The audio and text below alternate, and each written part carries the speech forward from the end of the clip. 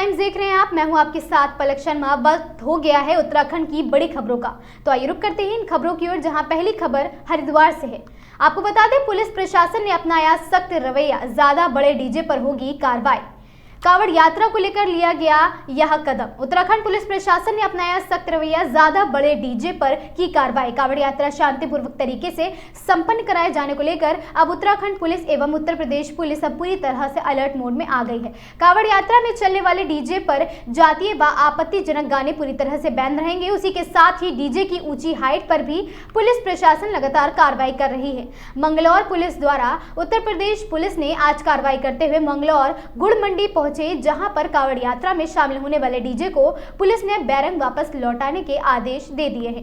CO Manglaur ने police force के साथ मिलकर मंगलौर के गुड़ मंडी में खड़े लगभग 30 से अधिक डीजे को गाड़ियों से उतरवा दिया। इस बार जनपद हरिद्वार पुलिस कांवड़ यात्रा को लेकर किसी भी तरह की कोई लापरवाही नहीं बरतना चाहती है। कांवड़ यात्रा को सकुशल संपन्न कराने का जिम्मा प्रशासन का है और वो उसे बखूबी निभा रही है।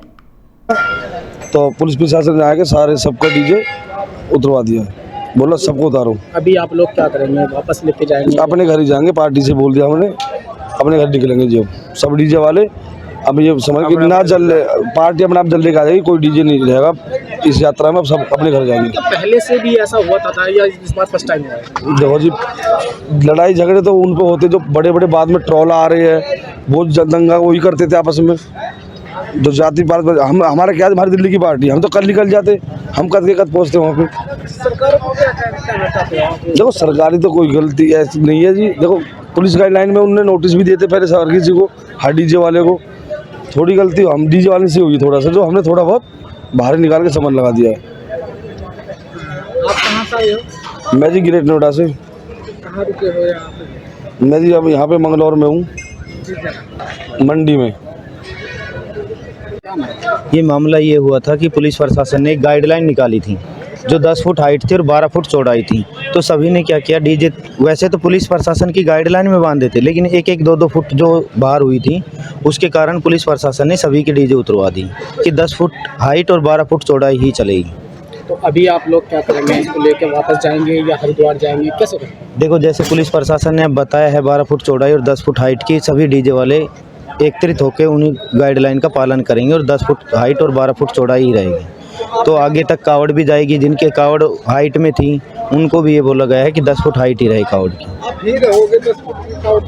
प्रशासन परेशान कर रहा है इस बात के लिए, यहाँ पर भी नहीं है। अभी यहाँ रहने भी नहीं दे रहे हैं। ये बोल रहे हैं कि जैसे यहाँ के जो उत्तराखंड की प्रशासन पुलिस की गाइडलाइन है वो है 10 फुट की। वो पुलिस भी आई थी, नहीं वैसे ऑनलाइन वो आई थी। अब जो हमारे जो अब बोल के गए वो अब तो यही बोल के गए कि अपने सेटअप को खोल ले, किसी के ऊपर मुकदमा ना हो। हम तो ये चाहते हैं कि भोले के उसमें मेले में आए, सब एंजॉय के लिए आते हैं, तो उसको संपूर्ण यात्रा को पुलिस प्रशासन की गाइडलाइन के ही साथ वो करें। टाइम आए होंगी, वैसे पहले आते थे लेकिन छोटे सेटअप आते थे, फर्स्ट टाइम बड़ा सेटअप बंदा था। ऋषिकेश में आईडीपीएल चौकी क्षेत्र अंतर्गत बैराज के निकट हरियाणा नंबर की कार सवार 2 बदमाशों ने स्थानीय लोगों पर विवाद के बाद तमंचा तान दिया और हवा में फायरिंग कर दी। स्थानीय युवकों ने यह आरोप लगाते हुए श्यामपुर पुलिस चौकी को तहरीर दी है और आरोपियों को गिरफ्तार कर उनके खिलाफ कार्रवाई करने की मांग की है। पुलिस ने मुकदमा दर्ज कर अग्रिम कार्रवाई शुरू कर दी है। जानकारी के मुताबिक देर रात बैराज क्षेत्र में लोगों ने हरियाणा नंबर की कार सवार 2 बदमाशों पर किसी बात की वजह से हुए विवाद के बाद तमंचा तानने और हवा में 6 से 7 राउंड फायरिंग करने का आरोप लगाया और श्यामपुर पुलिस चौकी पहुंचकर बताया कि वह बदमाश का पीछा करते हैं। यहां तक पहुंचे लेकिन बदमाश कार सड़क पर छोड़कर फरार हो गए। इस घटना के बाद से लोगों में डर होने की बात भी पूर्व छात्र संघ अध्यक्ष ने कही है। कोतवाल प्रदीप राणा ने बताया कि तहरीर के आधार पर पुलिस ने मामले में नामजद आरोपियों के खिलाफ मुकदमा दर्ज कर लिया है। फिलहाल पता चला है कि आरोपी रुड़की के रहने वाले हैं। मौके वारदात से फायर है और इसमें विषय मुझे भी एक चीज ज्ञात हुई है, कोई लोकल का सभासद है या पार्षद है, मुझे नहीं आइडिया अच्छी का, वो उनकी बिल्कुल संरक्षण में है वो लोग उनकी। मेरे को इतना ज्ञात अभी हुआ नहीं, नाम मैं कंफर्म कर दूंगा। कुछ ऋषिकेश का पार्षद है, वो उनको संरक्षण दे रहा है, मैंने सुना इस तरह से है। दरअसल क्या लड़के नए हैं और लड़के डर के मारे बाकी से थाने में आए, फिर चौकी में आए। कार्रवाई तो पुलिस का कब काम है, कार्रवाई नहीं करेंगे कार्रवाई। गाड़ी भी जब्त हो चुकी है और उनके पास जो देसी पिस्टल था, चमंचा था, वो भी जब्त कर दिया पुलिस वालों ने। अगर वो उसके कार्रवाई नहीं, उसके बाद हम लोग अपना आक्रोश जाहिर करेंगे। देखिए, ऋषिकेश माहौल बहुत शांत माहौल का शहर है। आज से पहले यहाँ पे बहुत शांति रहती थी, बट अभी कुछ समय पहले से ही कुछ बाहरी लोगों द्वारा यहाँ पे लगातार हवा में फायरिंग करके, गुंडागर्दी वाले स्टेटस लगा के, ऐसा दिखाया जा रहा है जैसे बहुत बड़े गुंडे हैं, बदमाश है। आज हमारे कुछ साथी, हमारे बीच के जो हमारे पूर्व में प्रत्याशी रहे छात्र संघ में, हमारे अध्यक्ष प्रत्याशी राव जी, उनके साथियों के साथ आज वो अपने जैसे रोज शाम को जाते हैं घूमने, बैराज की तरफ गए और वहाँ पे कुछ हर्ष चौधरी नाम के लड़के और उनका कोई ग्रुप है जो काम कर रहा होता है, उनके द्वारा गोलियां चलाई गई उनके ऊपर। अभी तक इस बात का संज्ञान पुलिस को हम दे चुके हैं, लेकिन अभी भी इस पे कोई कार्रवाई पुलिस द्वारा नहीं की गई। कम से कम 7-8 फायरिंग खुलेआम बाजारों में की जा रही है, पुलिस को अनदेखी कर रही है। इस पे किस तरह की कोई कार्रवाई अभी तक नहीं की गई है। अभी हम ये श्यामपुर चौकी पहुंचे हैं अपने सभी साथियों के साथ, क्योंकि मामला केनाल रोड का है। केनाल रोड जो है वो श्यामपुर चौकी के अंदर आती है। यहीं पर स्थानीय लोगों द्वारा उनको पकड़ा भी गया था, लेकिन वो किसी तरह से स्थानीय पार्षद के द्वारा वहां से बचा लिए गए और वहां से भाग गए, और अभी तक पुलिस ने उस पर कोई कार्रवाई नहीं की। हमारी लगातार मांग है पुलिस से कि इस पर जल्द से जल्द कार्रवाई की जाए, अन्यथा समस्त छात्र छात्राएं और जितनी भी स्थानीय जनता है वो उग्र आंदोलन करेगी, जिसकी संपूर्ण जिम्मेदारी पुलिस पर। ऋषिकेश में कांवड़ यात्रा को सुरक्षित और व्यवस्थित संपन्न कराने के लिए सिविल पुलिस के अलावा जीआरपी भी एक्टिव दिखाई दे रही है। एसपी जीआरपी तृप्ति भट्ट ने Rishikesh railway station, Yognagari railway station और हरिद्वार रेलवे स्टेशन पर ड्यूटी करने वाले जीआरपी के जवानों को अपनी समन्वय के साथ ड्यूटी करने के निर्देश दिए हैं। सुरक्षा व्यवस्थाओं का जायजा लेने के लिए भी एसपी तृप्ति भट्ट ने योगनगरी रेलवे स्टेशन का निरीक्षण भी किया है। ट्रेनों में आने वाले कांवड़ियों को रेलवे स्टेशन से ही कांवड़ मार्ग पर भेजने के लिए निर्देशित किया गया है। एसपी तृप्ति भट्ट ने बताया कि ट्रेन में कांवड़िए बेवजह चेन पुलिंग करते हैं। हुड़दंग करने वाले कांवड़ियों पर भी नजर रखने के लिए कहा है। किसी भी आपातकालीन स्थिति में ऋषिकेश कोतवाली पुलिस से संपर्क कर कार्रवाई करने के निर्देश दिए गए हैं।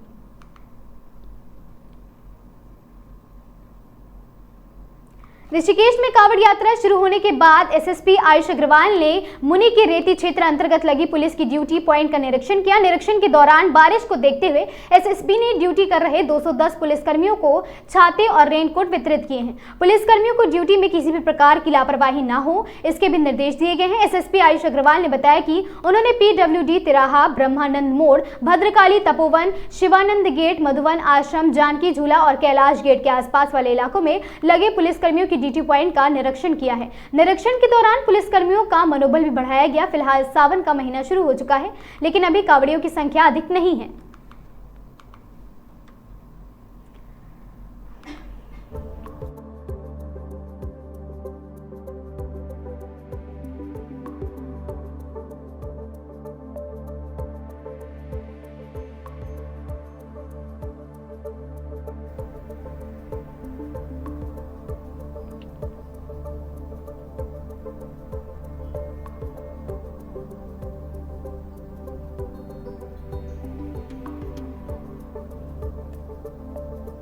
कल परिवहन विभाग द्वारा जनसंवाद का कार्यक्रम रखा गया, जिसका कार्यक्रम में स्कूली बच्चों को जनसंवाद के लिए बुलाया गया। जनसंवाद में जागरूकता के लिए बच्चों को सम्मानित भी किया गया और उनको परिवहन विभाग के तरफ से प्रमाण पत्र देकर सम्मानित किया गया। साथ ही सड़क के नियम, कायदे, कानून की जानकारी प्राप्त कराया गया। दुर्घटना की स्थिति में आपातकाल पहुंचाने वाले व्यक्ति को सरकार ने 25,000 के इनाम के साथ बचाने वाले को किसी भी तरह से बयान के लिए बार बार बुलाने पर रोक लगा दी। आप चाहे तो मना कर सकते हैं, वरना आपको बाधित नहीं किया जाएगा। परिवहन विभाग के संयुक्त परिवहन आयुक्त सनत कुमार सिंह ने बताया कि सरकार के द्वारा नरेश पाल नामक व्यक्ति ने राजा जी टाइगर रिजर्व की एक गाड़ी को तो पिछले साल जो दुर्घटनाग्रस्त हो गई थी उसका जिक्र करते हुए नरेश पाल द्वारा उसको बचाने में सहायता करी।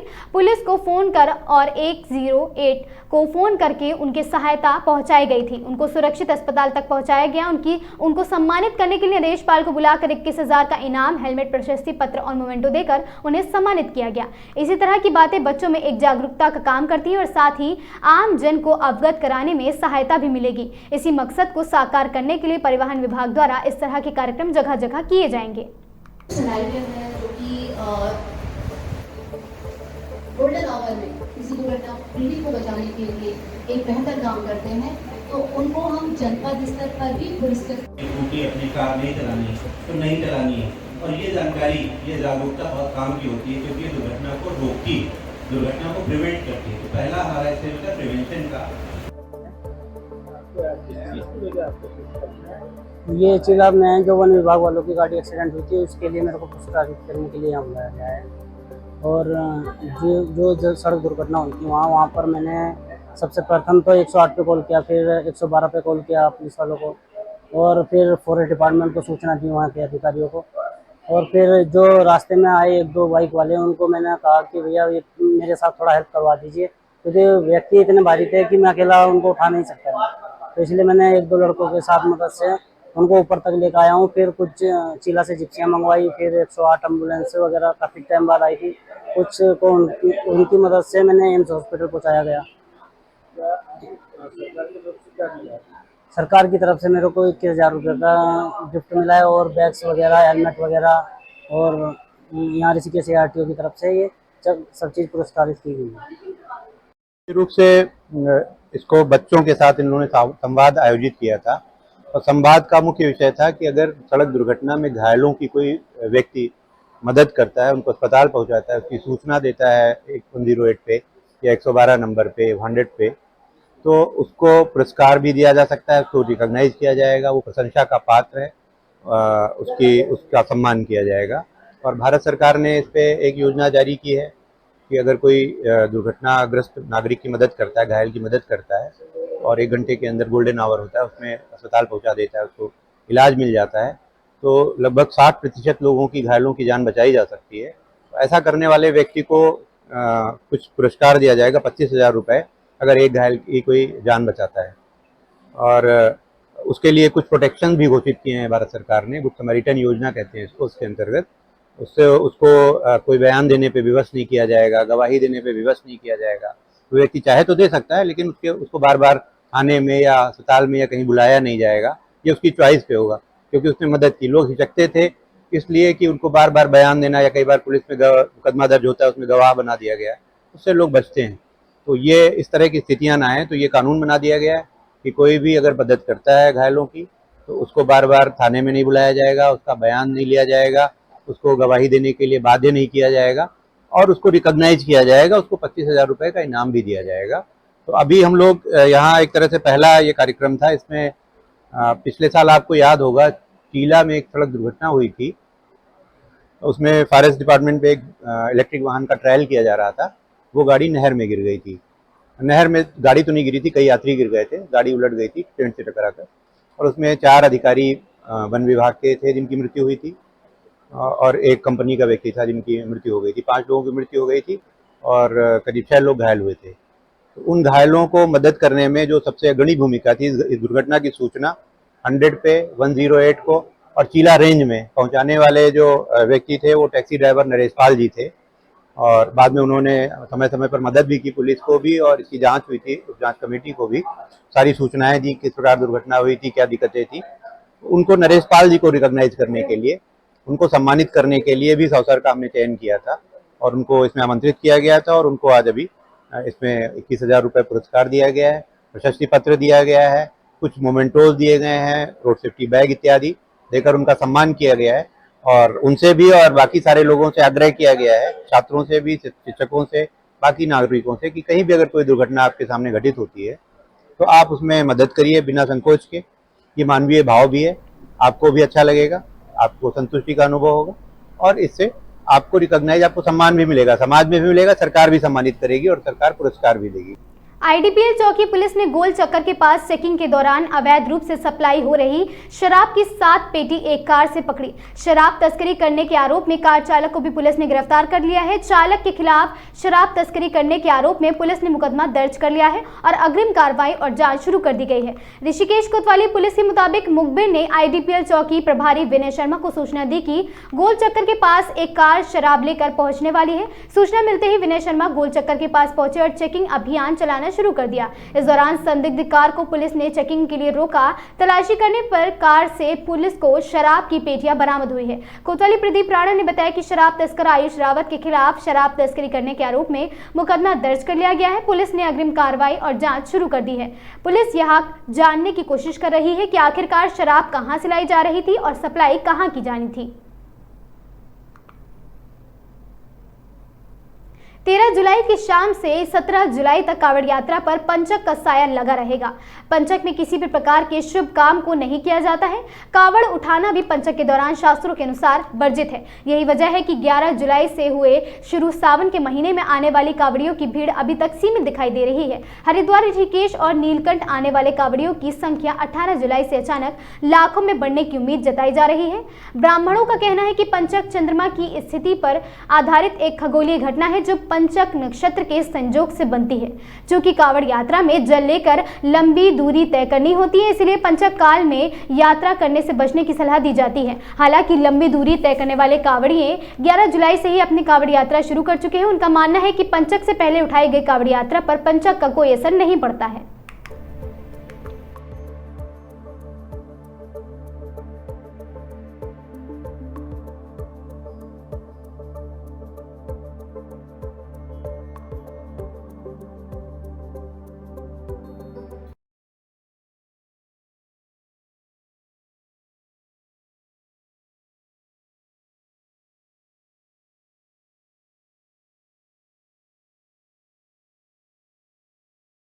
देखिए, पंचक का जो विचार है कि जितने भी शुभ कार्य होते हैं वह शुभ कार्य इस पंचक में नहीं किए जाते हैं। वैसे ही कावड़ भी जो एक है वो शुभ कार्य है। भगवान शंकर को वो जल चढ़ता है। उस दिन से लोग मैंने कि कुछ लोग वो जल उठा करके भगवान शंकर को चढ़ाते हैं। तो इन 5 दिनों में जो 13 से और 17 तारीख के बीच में पंचक चल रहा है, इन 5 दिनों में वह जल नहीं उठाया जाएगा। तो जैसे चंद्रमा की गति के हिसाब से 11वें और 12वें में क्या बोलते हैं कि जब जाते हैं और नक्षत्रों के अनुसार मैंने कि पंचक होता है तो उस अनुसार से वो अशुभ माना जाता है। तो इसलिए इस कावड़ यात्रा में वो मैंने कि उसका बहुत इफेक्ट पड़ेगा, क्योंकि कुछ नए जो लोग कावड़ उठाने वाले होंगे वो इतने दिनों में वो कावड़ नहीं उठा पाएंगे, और जो लोग निरंतर चल रहे हैं, जिन्होंने पहले उठा लिया है, वो निरंतर चलते रहेंगे।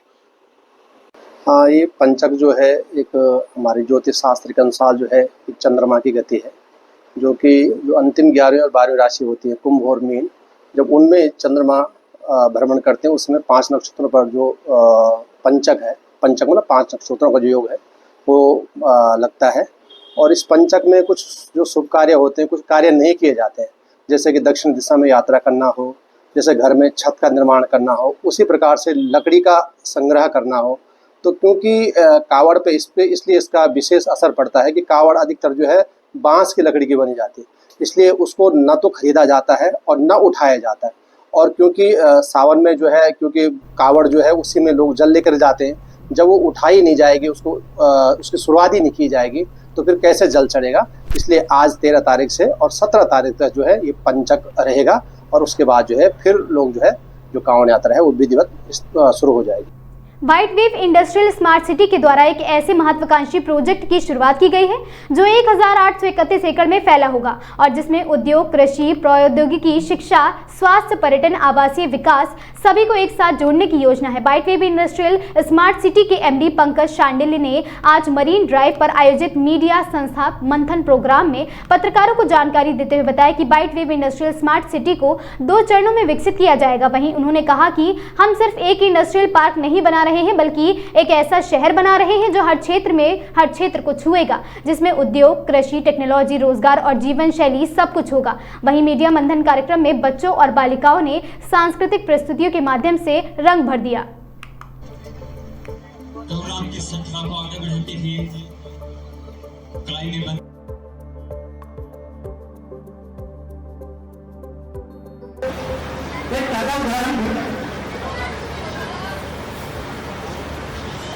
ना हुआ है, क्या प्रोजेक्ट है आपका? यह औद्योगिक स्मार्ट सिटी है जो कि कृषि और खाद्य इंडस्ट्री पर जुड़ा प्रोजेक्ट है। यहाँ पर जो भी अलॉटमेंट होगा वो कृषि और खाद्य उद्योग से जुड़े का होगा, लेकिन प्रथम चरण में जो हम 100 एकड़ पर देने जा रहे हैं वह मिश्रित उद्योग है, जैसे सिरकुल मिश्रित उद्योग है। लेकिन यहाँ पर स्पेशलाइज किया गया है 1511 एकड़ में 100 एकड़ मिश्रित है, 152 एकड़ मिश्रित है, बाकी एग्रीकल्चर और फूड इंडस्ट्री से। क्या इस तरह का कोई प्रोजेक्ट आपने पहले भी कहीं देश में हाँ नहीं, मैं हरिद्वार सिरकुल की स्थापना में मेरा योगदान बहुत रहा है। आपने ही की? हमने उसको डेवलप कराया है। अच्छा, बिहार से आप लोग आए हैं प्रोजेक्ट लेके, आप रुड़की में क्या विशेष आपको लगा? नहीं, मैं बिहार में नहीं, बिहार से नहीं आया। अच्छा, मैं 2004 में आया था जब सिरकुल की स्थापना हुई थी। ठीक। मैं उस समय से हूँ और सिरकुल की स्थापना में इन्वेस्टर को लाने में हमारी योगदान रही। रुड़की क्षेत्र में आपको क्या विशेष ऐसा लगा कि यहाँ पर इस तरह का प्रोजेक्ट स्थापना होनी चाहिए? देखिए, हम पत्रकार बंधु बहुत चीज़ को हमने ध्यान नहीं दिया, देने की जरूरत थी। जो बढेड़ी आपका एक्सप्रेसवे बन रहा है, जो ही बढेड़ी एक्सप्रेसवे बन जाएगा तो ये रोड डेड हो जाएगा, क्योंकि आपका 80% ट्रैफिक उधर डाइवर्ट हो जाएगी, तो ये रोड कुछ भी नहीं होगा। अब हमारे पास ये एरिया विकास से दूर हो जाएगा। इसके लिए सरकार ने रखा, हम लोगों ने रखा, रैंकर्स न्यूज़ ने रखा, इस एरिया को औद्योगिक कॉरिडोर में डेवलप किया जाए। अगर औद्योगिक कॉरिडोर होता है तो इस क्षेत्र की विकास हो जाएगी, डेवलपमेंट और बढ़ जाएगी। अभी आपके पास कितनी लैंड, अपनी लैंड है यहाँ से? अभी हमने 100 एकड़ के करीब लैंड हम ले चुका हूँ। 100 एकड़ आप खरीद चुके हैं यहाँ से? जी। और अभी ये जो आपकी लखनऊ नदी चल रही है, इसका कोई समाधान होगा? हाँ बिल्कुल, इसको दोनों तब तक पर्सनल अपनी कोई जमीन नहीं है? नहीं, देखिए, जो भी ज़मीन किसान का है वो ज़मीन हम खरीदेंगे, जो चाहे ज़मीन नदी में हो चाहे ऊपर में। किसान को जो मुआवजा, देखिए मुआवजा नीति जो तय है केंद्र सरकार का, उसी के अधीन में चाहे रोड बन रही है, रेल बन रही है, मुआवजा नीति तो है ही, लेकिन नदी में हो चाहे ऊपर में वो ज़मीन हम खरीदेंगे। स्थानीय लोगों को क्या लाभ होगा? सर बहुत लाभ होगा। एग्जाम्पल सिरकुल आप देखिए, 1700 एकड़ में सिरकुल बसा है, वहाँ पर लगभग 5 लाख लोगों को डायरेक्ट रूप से रोजगार और करीब 25 लाख लोगों को अप्रत्यक्ष रूप से रोजगार मिल रहा है। यहाँ साहब 1831 एकड़ जमीन, सिरकुल से बड़ा प्रोजेक्ट है। अभी कोई इस प्रकार की सरकार ने कोई घोषणा यहाँ नहीं की है, नहीं यहाँ के जो क्षेत्रवासी है, भारापुर हो रही होगा, मिर्जापुर होगा, डंडेरी होगा, इन लोगों को किसी को नहीं पता, और ना ही ये कार्य के अभी तक हमने जमीन अपने को बेची है। नहीं सर, आप लोग या तो मीडिया को ठीक से देख नहीं रहे हैं। मीडिया मुख्यमंत्री धामी ने प्रोजेक्ट की घोषणा कर दी है, आप उनके वॉल पर जाके देखें। हमारा एक प्रोजेक्ट बढेड़ी है जो 500 बीघा में हमने बनाया था, लेकिन वहाँ पर चूँकि कॉस्ट ज़्यादा आ रहा है, इसलिए वहाँ इंडस्ट्री सक्सेस नहीं होगा, इसलिए वहाँ पर वेलनेस को हम लोग दिया है और यहाँ इंडस्ट्री को दिया है। ऋषिकेश कोतवाली क्षेत्र अंतर्गत हरिद्वार रोड पर एक महिला को सम्मोहित कर 2 ठग अंगूठी और चेन लेकर फरार हो गए। बदले में महिला के हाथ में नकली नोटों की गड्डी थमा गए। सम्मोहन टूटा तो महिला को अपने साथ ठगी का एहसास हुआ और वह पुलिस के पास मदद की गुहार लेकर पहुंची है। पुलिस को महिला ने लिखित तहरीर देकर ठगों को गिरफ्तार कर अंगूठी और चेन वापस दिलाने की मांग की है। पुलिस ने मामले में अग्रिम जांच और कार्रवाई शुरू कर दी है। पंडित चंद्रेश्वर नगर निवासी प्रभा देवी ने बताया कि वह रविवार की सुबह सत्संग सुनने के लिए हरिद्वार रोड गई। वापसी में वह ऑटो से घाट चौकी के पास उतर गई। इस दौरान पीछे से 2 युवक उनके पास आए और बातों में उलझाकर हाथ में पहनी अंगूठी और गले में पहनी सोने की चेन उतरवा ली। इसके बदले हाथ में नोटों से भरी गड्डी और रुमाल में बांधकर थमा दी और यहाँ कहकर चले गए कि 10 मिनट में आते हैं। पीछे रोड पे उतरी हूँ और वहाँ से चल रही थी, अपने हिसाब से चल रही थी। पीछे 2 लड़के आए, बोला अम्मा रुको रुको, भाई ये निकाला, रुमाल निकाला, भाई उसमें मेरा दिमाग खराब हो। पहले अंगूठी निकलवाई, फिर चैन निकलवा दी। उसके बाद बोला अम्मा आप यहाँ पे खड़े रहो, टेम्पो में बिठा, तुम यहाँ पे रहो और मैं आ रहा हूँ, इसको खाना खिला के आ जाऊंगा। इंतजार करते रहे कुछ नहीं। चैन है, अंगूठी है, क्या मांग कर मदद कर दें, बस उनको पकड़ा दें बस। लड़के हैं, 2 हैं, जवान लड़के हैं। मेरा नाम भूमेश्वर प्रसाद भारद्वाज है और मुझे अभी पता लगा कि एक महिला के साथ जो भी उससे छीना गया या उसको बहका के उसे चेन और उसकी अंगूठी ली गई, तो ये गलत है। और जैसे मुझे पता लगा मैं आया और साथ में और भी जो साथी आए, और वैसे थाने ने पूरा कोऑपरेट किया, उन्होंने पूरी तरीके से सारे विषय को सुना और अब कार्रवाई भी कर रहे हैं। ऐसी एक घटना और मेरे संज्ञान में है, कुछ महीनों पहले ऐसी घटना हुई है और उस महिला के साथ भी लगभग सेम ही मामला हुआ है। पुलिस ने जो अभी मेरा स्टेप देखा, मैंने बड़ी गंभीरता से लिया है और मुझे लगता है और मुझे विश्वास भी है वो जल्द ही इन लोगों को पकड़ लेगी और एक बेहतर स्टेप लेगी। हरिद्वार में व्यवस्थाओं को लेकर शिव भक्तों ने सरकार व पुलिस की व्यवस्था पर मिली पुलिस को सराहनीय फीडबैक। पुलिस का बढ़ा हौसला। कांवड़ मेले के दौरान हरिद्वार पुलिस द्वारा लगातार सुरक्षा, ट्रैफिक और जन सुविधा से जुड़ी व्यवस्थाओं को बेहतर बनाए रखने के प्रयास किए जा रहे हैं। पुलिस ने आज शिव भक्तों से सीधा संवाद किया और उनकी राय जानी। शिव भक्तों ने पुलिस की तत्परता, शांति व्यवस्था और साफ सफाई सहित कई पहलुओं की सराहना की। विशेष रूप से ट्रैफिक कंट्रोल, सुरक्षा घेरा, मेडिकल सुविधा और पुलिस की मैदान में मौजूदगी को लेकर श्रद्धालुओं ने संतोष जताया है। हमें ताराचंद बोले। और कैसी व्यवस्थाएं लगी आपको हरिद्वार पुलिस की? बहुत बढ़िया भैया, भोले सारे सेवा कर रहे हैं, भोलों की बहुत बढ़िया कर रहे हैं। उत्तराखंड बहुत सेवा कर रहे हैं। कहाँ से आ रहे हो? अम्बाड़ा से बोला जी। कौन सी कावड़ है ये? कैलाश कावड़। पहली बार आ रहे हो? नहीं, चौथी बार। ये चौथी बार। पहले कितना था? पहले हमारी पालकी आती थी, अभी फर्स्ट टाइम उठा रहे हैं। और कैसी लगी आपको हरिद्वार की व्यवस्था है? एक नंबर से शासन में एक नंबर की बड़ी होगी। बोले हमें कहाँ से आ रहे हो? बोले हम हेमंतपुर नया गाँव पिलखवा। और हेमंतपुर नया गाँव।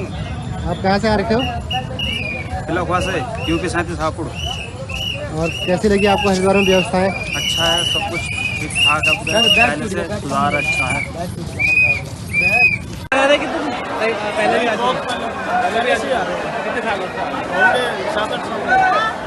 और कैसा लगी व्यवस्था, कैसे लगी? किसी को कुछ कहना हो, कोई मैसेज देना हो? नहीं, बस ऐसे ही सहयोग में लगे रहो, बहुत अच्छा लगेगा। उत्तराखंड की इन छोटी बड़ी खबरों में आज के लिए बस इतना ही। ऐसी खबरों से लगातार जुड़े रहने के लिए देखते रहें आगाज टाइम्स।